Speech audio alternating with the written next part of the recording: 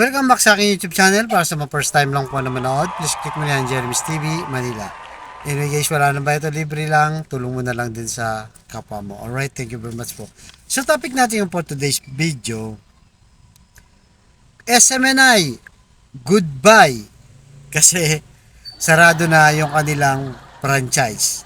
So sa botong 284 na pabor at 4 na tumutol at 4 na nag-abstain. Yan guys, siya nang mainit na balita ngayon kasi nga talagang hindi na nakayanan ng SMNI na ipagtanggol pa ng kanyang mga attorney para hindi mawala o ma-revoke yung kanilang franchise. So sino-sino kaya yung mga bumotong no para hindi pasara itong SMNI? So para naalala natin, 'di ba guys, yung ABS-CBN ganito rin, 'di ba? Pero hindi kagaya ng ABS-CBN, mas maraming umiyak. Kasi nga maraming artista, maraming broadcaster, maraming empleyado. Pero dito, isang grupo lang, yung mga SMNI lang, at saka mga DDS supporter. Para kailan lang, di ba guys, nagkabaliktad na yung mundo. Itong franchise kasi ng SMNI, galing din to guys, yung frequency nito, sa ABS-CBN din, na pinagatihan nila ng Villar family, di ba? Na alala nyo yung All TV. Sa kanila rin naman napunta yung isang franchise o frequency ng ABS-CBN. So ngayon lusot na guys. Ngayon ang tanong, kung sa Kongreso, kumbaga sa botohan guys, landslide to, walang kapag-apag-asa manalo para hindi sara yung franchise ng SMNI. Ang tanong dito, makakalusot kaya ito sa Senado? Kasi ganun, di ba guys, pagkatapos sa Kongreso may pasa yung batas, kailangan may papasa rin yung Senado kasi nga bicameral tayo. So dalawa yan. So ngayon, alam naman natin kung sino yung mga senador na mga maka-SMNI, makakibuloy. So wala nang iba kundi number 1 na nanalo nung 2022 na senador, si Idol Robin Padilla. Na kung saan naging abogado, di ba? Ni Kibuloy sa Senado, kaya ayaw niya o pinipigil niya yung site contempt, 'di ba? Yung arrest warrant. Pero hindi rin umubra, natalo din sila. So sa tingin natin ang boboto diyan na makakibuloy, number 1 nga itong si Robin Padilla, number 2 si Bongo, number 3 Tolentino at si Amy Marcos. So yung apat na yun, solid na yan. Alam naman natin makakibuloy yan, maka-Duterte yan. Di ba? So sigurado na yan, may apat na sila. At posible rin itong si Bong Revilla, Lito Lapid, di ba? Si Pia Cayetano, magkapatid yan. Si Alan Pierre Cayetano, ano rin to? Duterte boys din to, di ba? Yung mga to. Si Cynthia Villar, yan. Mark Villar, yung kanyang anak. Ilan na yon? Nasa 10 na. Si Subiri, hindi natin alam, mukhang dinidelay nito, 'di ba? Nung una pa lang Pina ayaw pirmahan. Tapos nung pinagbigyan na kailangan bumoto mo ng majority, mga 7 o 8 senador. Ang sabi ni Robin, show cause order na muna, wag niyo na muna arestuin. So pumayag na naman si Subiri. Tapos show cause order 48 hours, natalo din. Hindi rin nagpakita itong si Kibuloy. Kaya talagang pina-issue na ng warrant of arrest ni Senador sa Monteveros at pinirmahan na nga itong ni Subiri.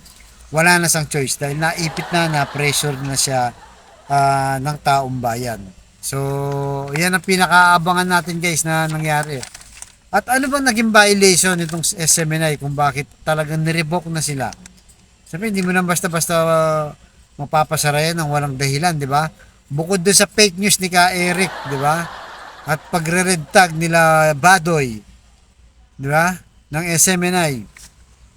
Itong number 1 violation na nakita nila, yung change of ownership from Suarasug, di ba? Tapos nilipat sa SMNI na hindi in-advise o in-inform yung Kongreso para palitan yung pangalan at change of ownership. Kasi guys, ang nagbibigay ng franchise ay yung Kongreso, nasa batas yan. Kaya dapat in-advisean sila, in-inform sila, pero walang ginawa. Kaya yun ang unang violation na nakita nila. Yung pangalawa, ito yung open to public. Hindi nila inopen yung shares of stock nila. Dapat naka-open yan para may bibili. Kagaya ng ABS-CBN, ng GMA7, TV5, naka-open kasi yan.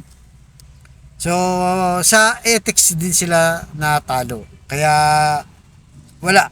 At hindi rin masagot-sagot yung mga katanungan, di ba? Sinasabi nila, hindi na daw kay Kibuloy. Pero alam ng lahat kay Kibuloy to. At talagang nakita naman natin na siya yung may-ari nito. At siya yung may control nito. Di ba? So, nasa third and final reading na to, alis tapos na to guys. Alis lusot na sa Senado. So, balikan natin yung sino nga ba itong apat na nag-abstain? Nag-no? So, wala nang iba guys, kundi ito, yan, nasa picture naman, itong si Drixie Cardema. Ito yung asawa ng youth na si Cardema, yung lagi nakakaaway ni guys, ni Gwen Guanzon, di ba? Si Congressman Guanzon. Lagi nakakaaway nito. Siyempre, si Pulong Duterte. Di ba? Solid yan. Kay Kibuloy yan, pinagtatanggol yan. Kasama pa yan sa rally. At itong si dating presidente, itong si Gloria Macapagal Arroyo, at itong si party list representative na Kabayan, itong si Ron Salo. So, yan ang mga nagno. Apat lang guys. Dito natin makikita na wala nang kaalyado talaga itong si Duterte sa Kongreso. Dahil, alam naman natin, binakbakan ni Duterte to, di ba? Sinabi niya na lahat at lahat ng congressman, di ba? O yung pinakabulok, di ba? Diyan nagsumpisa yun, di ba guys? Pinakabulok na institusyon ng gobyerno ay ang Kamara. Yan ang sinabi niya, di ba? Kaya lahat sa kanya nagalit. At nakikita natin, wala nang power talaga itong si Duterte, lalo na sa Kongreso. At yung apat na nag-abstain, o ibig sabihin, hindi nag-decide, hugas kamay, di ba? Ayaw nila magalit sa kanila si Martin Romualdez. Ayaw din magalit sa kanila si Duterte, di ba? Itong si Claude Bautista ng Davao, itong si Jack Duabit ng Rizal, at itong si Muhib Hataman ng Basilan, at itong si Samuel Versosa na tutok tuwin party list ba? May ganun party list pala, tutok tuwin na. Kaya pala. So yan guys. So yan, nakita natin kung sino-sino mga yan. So dito talaga natin makita wala na. Wala nang puwersa yung Duterte, lalo na sa Kongreso. Kaya yan guys, abangan natin, di ba? Abangan natin sa Senado, bantayan natin. Baka malusutan tayo dyan. Pero majority sa Pilipino ayaw na ng SMNI dahil nagre-red tagging nga sila. Di ba? At disinformation, lagi silang nagkakalat. Alright guys, hanggang dito lamang po. Kayo guys, ano sa tingin nyo? Tama ba to? Naisasara ng SMNI. Di ba? Dahil sa pagkakalat ng red tagging at ng disinformation. Alright? So, hanggang dito naman po. Abangan nyo susunod kong vlog. Thank you very much at gumagabi na.